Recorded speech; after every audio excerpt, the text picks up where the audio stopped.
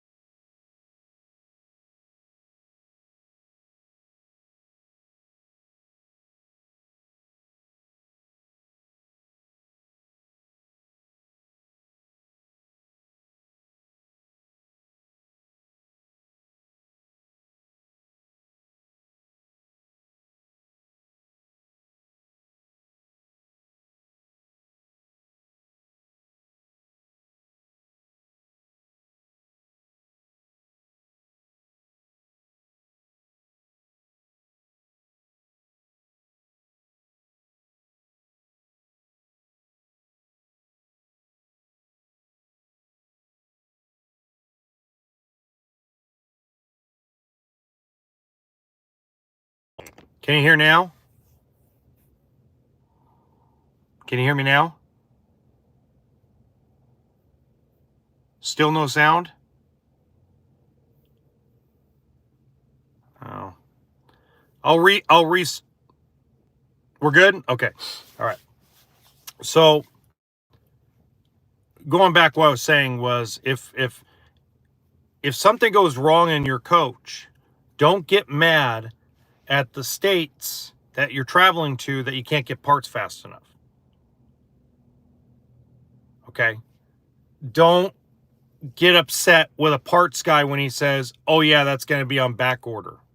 Or they order it, they take your order, and they call you and say, hey, we just got a call saying that it's going to be 3 or 4 weeks out. Because remember what I said 3 months ago. There's going to be a part shortage coming up soon. And it's not a shortage because they're not being made.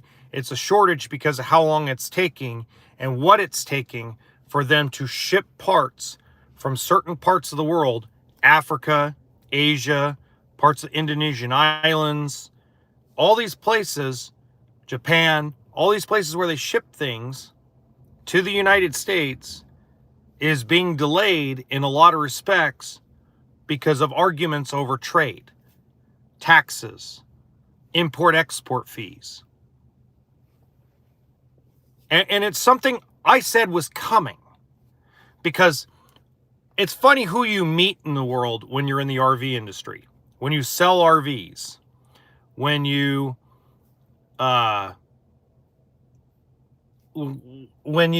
fix RVs, when you're on a podcast, when you're on a YouTube channel. Amazing who you run into, who feeds you information and how you get information.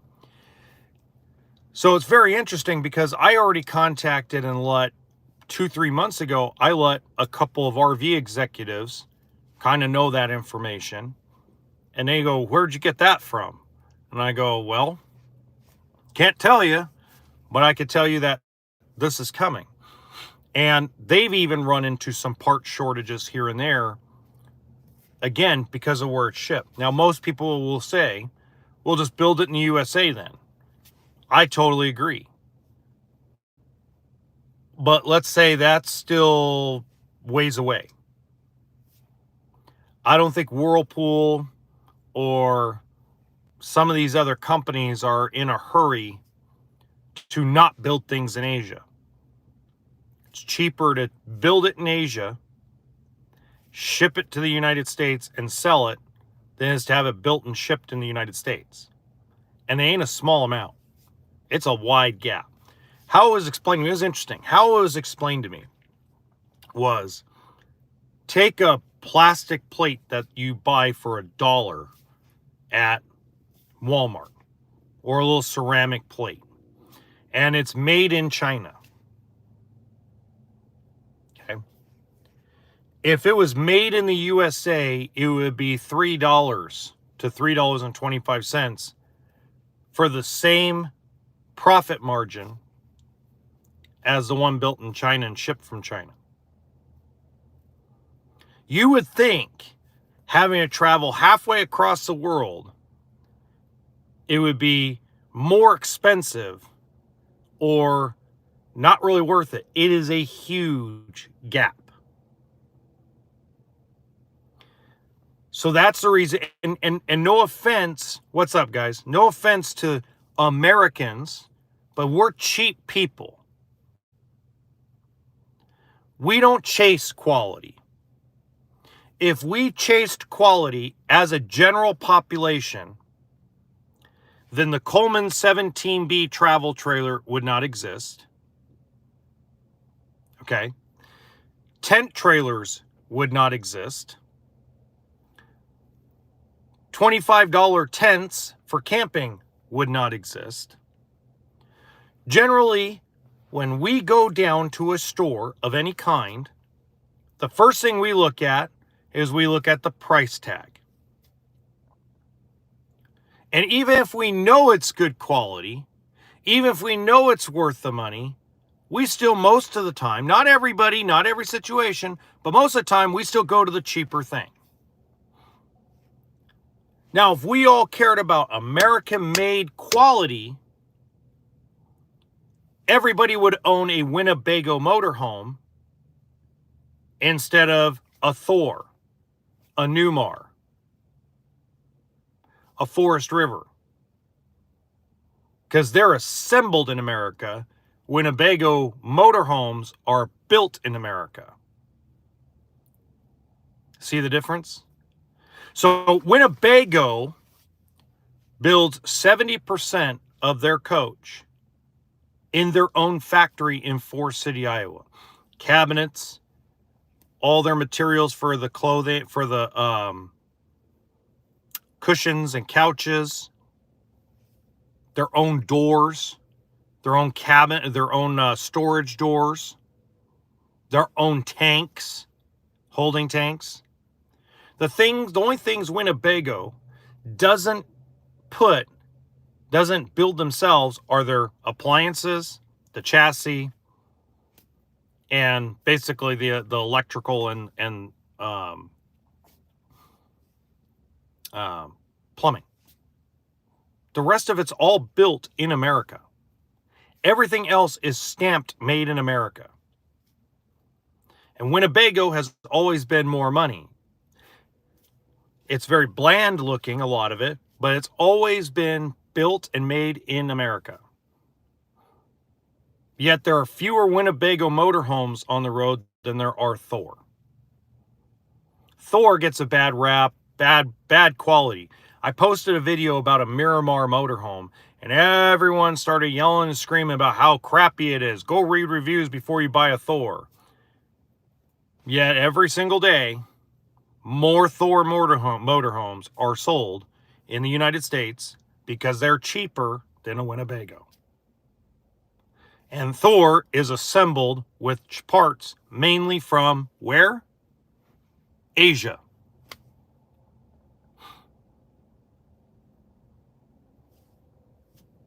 Some of it's American made,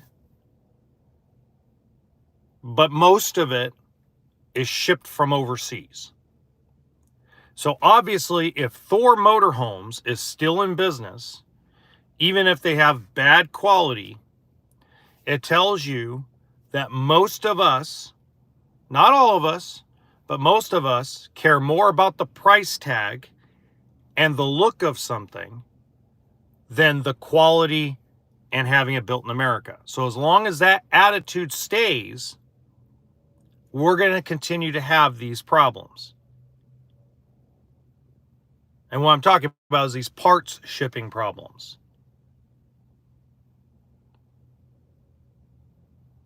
So that's kind of where we sit when it comes to made in America, built in America.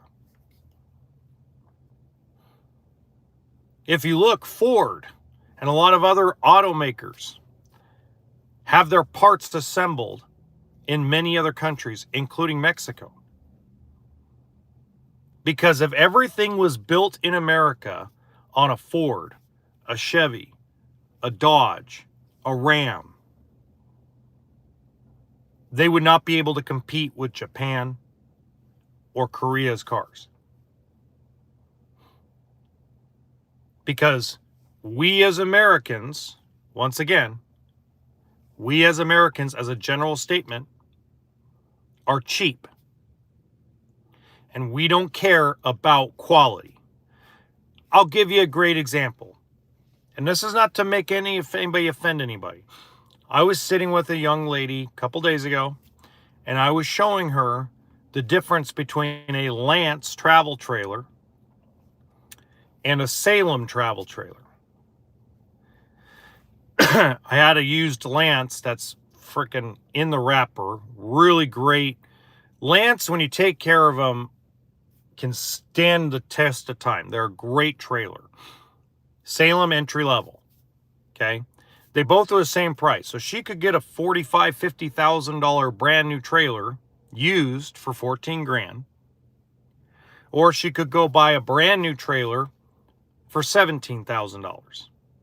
That's entry level, doesn't have a Four Seasons package, doesn't have this, doesn't have. So I went all through it with her.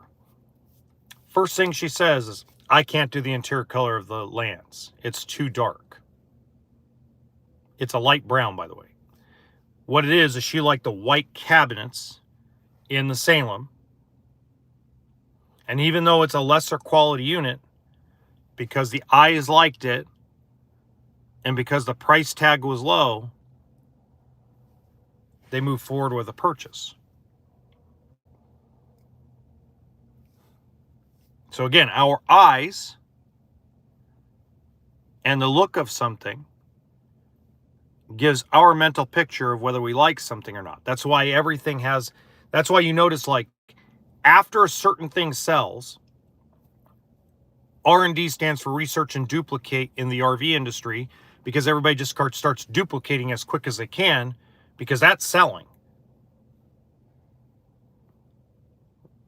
So you got to understand psychologically, because I've been getting a lot of emails and a lot of comments on TikTok and Instagram, especially since I had an Instagram video hit 1.1 million views. If you don't know how hard that is extremely difficult to get a video to go 1.1 million views in 4 days on Instagram when I'm not shaking my booty. Is like, that is the greatest achievement I've had so far on the internet with videos. Hi, Larry. So the reality is, we don't care about quality.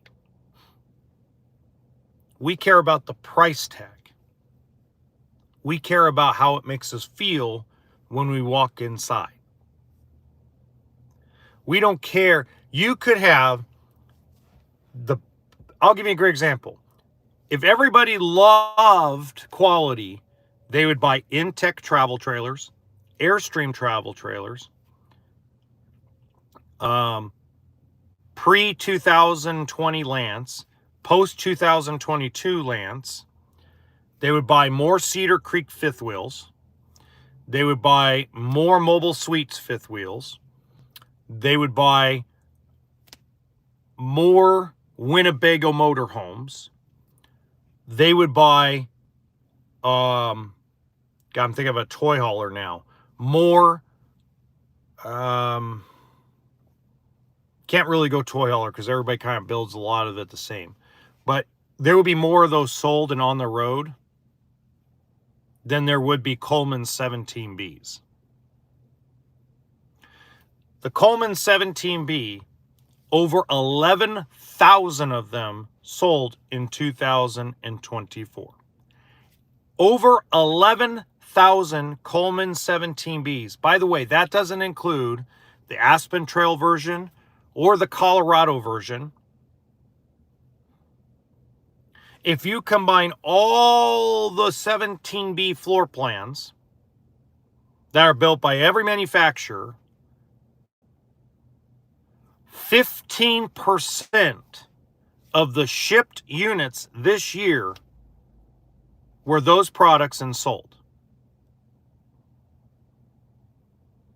Those 13,995, 14,995, 15,995, 16,995 trailers represented over 15% of retail sales in the RV industry in 2024. That is a record, folks.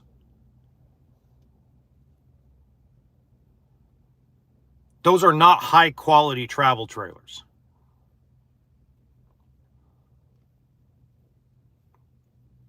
The Coleman specifically is, there's okay at that price. There's, yeah, I could live with it price. And then there's 8 feet of crap. And then there's the Coleman 17B. And yet they sell the crap out of it everywhere. Go listen to Marcus Lemonis talk, CEO of Camping World. He has said publicly that without that coach, Camping World would be in a worse position than it is already. And for everybody that says they hate Camping World, over 11,000 people bought a brand new Coleman 17B from a Camping World, because they're a Camping World brand only, in the United States. So for everybody that says, I hate Camping World, or I love quality, I'll never buy anything that crappy, obviously, you're in the minority. And it will continue to go down this path. Now, is that a bad thing? No, it's not a bad thing. That's something that is actually a positive thing, because it once again represents that 11,000 people are going to use it for camping. They're not buying a trailer to live in it. If you take the 15% of people who bought some version of that coach from a manufacturer like Zinger, Springdale, Keystone, Forest River, Aspen Trail, Colorado, if you take all those people, that's probably roughly about 40,000 people, maybe more, that bought some version of that trailer. It just shows you there's a lot of people, well, they're just moving. YouTube is the worst place on God's green earth to get RV information. Worst place on earth. Because people go, it was a great thing. Hold on, I had this is a great email. Unfortunately, I'm now into the third week of November, so I still haven't caught up. I will catch up. I'm going to get caught up New Year's Eve morning. So tomorrow morning, I'm going to catch up on all emails and get back to everybody. I apologize. I've been freaking busy. This is from right before Thanksgiving, and I just got to it last night. Dear HB, I think you're missing one little specific item when it comes to YouTube and influencers. It seems like everybody gets a hard-on to go buy a fifth wheel or a travel trailer or even a motorhome and then start a YouTube channel. And every time it's the same content from every one of those creators. Same thumbnails, same titles, same storyline, nothing different. But yet it gets hundreds of thousands of views. I think it's a dream people would love to have to do. And I think they're looking for someone that'll actually give them real information about living in one of these conditions. What the good, the bad, and the ugly is.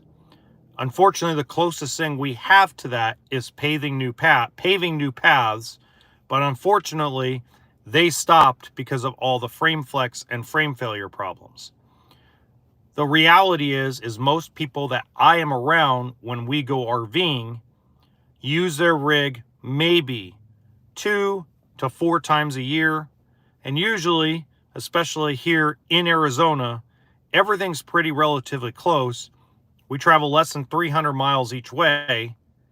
So the realistically part is when people complain about miles per gallon or what they're getting miles per gallon towing, they don't realize that 4 trips a year is not going to break your wallet. And if it does, then realistically you shouldn't be buying an RV. So there's a lot of truth to that. Okay? A lot of truth to that.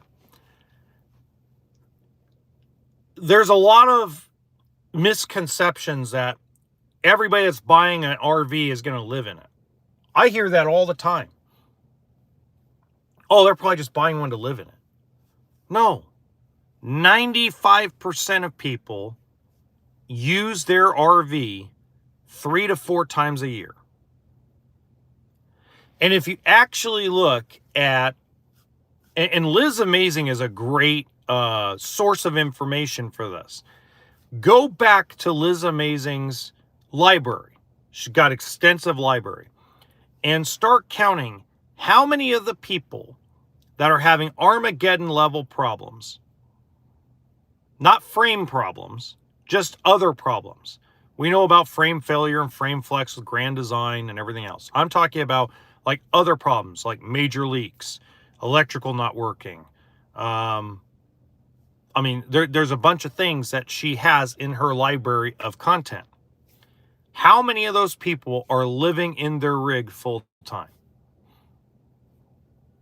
It would not shock me, because I haven't done it. I haven't done it myself, but it would not shock me if the super majority of people that go on Liz's channel live in their coach. Not everybody, obviously, but I would not be shocked if the super majority lived in their unit. Right? They're not like anything else. When you're going to live inside a coach, there's maintenance requirements. There's things you should check on a monthly basis, weekly basis, yearly basis. You should be handy to do some of the small things. When you notice there's a problem, stop using the product. Meaning if you notice the front air conditioner is making a really weird noise, stop turning it on and blowing out the AC. Get someone to come out and look at it. This is where I get upset with people that don't buy an extended warranty. Okay? Extended warranties in this industry should be mandatory. It should be mandatory that every RV customer buys an extended warranty. Because the reality is, and this is going off a little off into Subjectville, but the reality is if you had an extended warranty where you could call a mobile technician and go, hey, I got an extended warranty, I'll pay your diag fee, but something's wrong with my AC. I had my microwave go out on the Keystone Cougar. Okay? Within 3 days, it was replaced. No money out of pocket. They told me I might have to pay the diag fee. Guy came out, diagnosed it. I was prepared to pay the $150 diagnostic fee. Nope. Extended warranty company covered it. That's not the case in all cases, but it should be mandatory. It's not. It's optional. And everybody goes, oh, you know, it's not worth it. Oh, no. Getting extended warranty is a scam. Okay. Well, I've been in service departments for a long time, and I know better. There has been extended warranties that have saved people tens of thousands of dollars in repairs. Guy spent $15,000 on extended warranty on a diesel pusher. Year 3 had over $40,000 worth of work done, all covered under his extended warranty.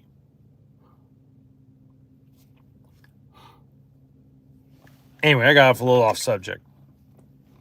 Probably because I'm distracted by the sunlight beaming in my freaking eyeballs. Like,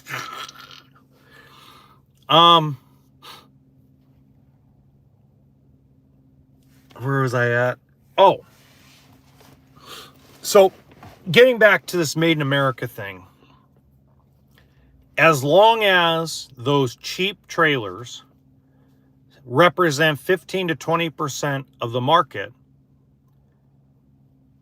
Made in America is not more than likely going to be a priority for any company. If we continue to buy TVs, if we go into a shop like a Walmart, like a Target, like a Best Buy, and we go to the TVs and we see 5 50-inch TVs, the first thing we're going to do is we're not going to look at the brand or where it's made. We look at the price tag. Who's the cheapest? And we buy the cheapest TV. And it could say it was made in India. It won't matter. Things are stamped Made in America are more money. People in general are not willing to spend more money.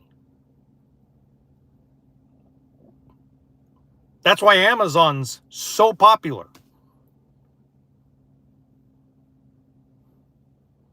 And what's funny is sometimes people don't realize that Amazon's not cheaper than what's in Walmart or in Target. But this is our problem. We don't care about quality. We care about the price. Then we bitch and complain about the quality later. Oh, it fell apart within a couple of days. And we're not talking about RVs. I'm talking about just in general. It would take the entire United States of America population to buy everything made in America and spend more money to show companies that you're willing to spend more money on made in America. That's why all these drop ship companies, including the company that does my t-shirts and stuff, I think the people that do my t-shirts are in Indonesia or New Zealand. Can't remember which one off the top of my head because it's been a while since I've even gone on the website. But the folks that do my merchandise, they're not in the United States.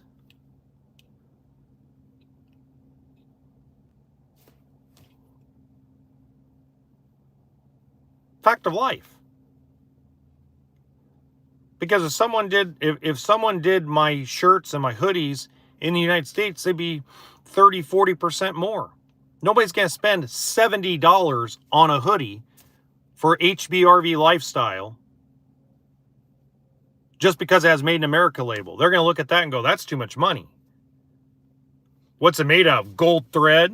I mean, that's literally how people act. That's literally what people say.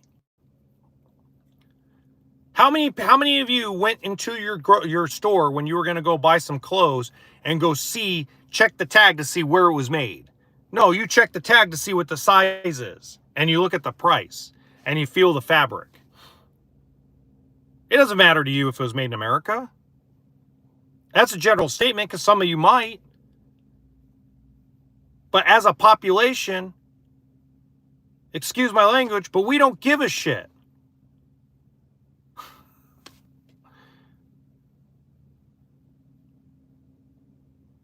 And that is where the bridge of the problem is. That's why the economy is going to take an absolute shit in 2025 for a while. It won't be long. It won't be something that will be so massacred it's going to be a Great Depression or a Great Recession. It's not going to crash vehicle prices. It's not going to crash TV prices. But we'll notice it in the grocery store. We'll notice it on our paychecks. We'll notice it when it comes to commercial real estate.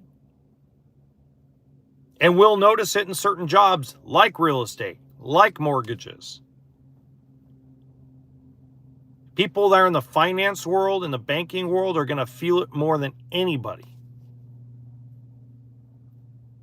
Joe Blow, that works for a plumbing company, isn't going to feel it. Jane Doe, who works for an auto shop, is going to feel it.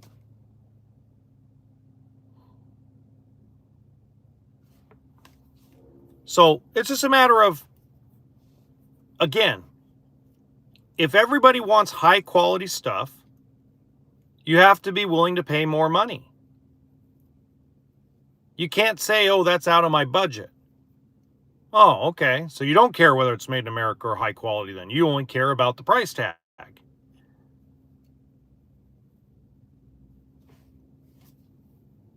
And then when you go shop for a used piece of something, whether it's a table, whether it's a piano, oh yeah, it was made in America, great quality, but it's really not, it's not in new condition. I'm looking for something that's in new condition for a used price.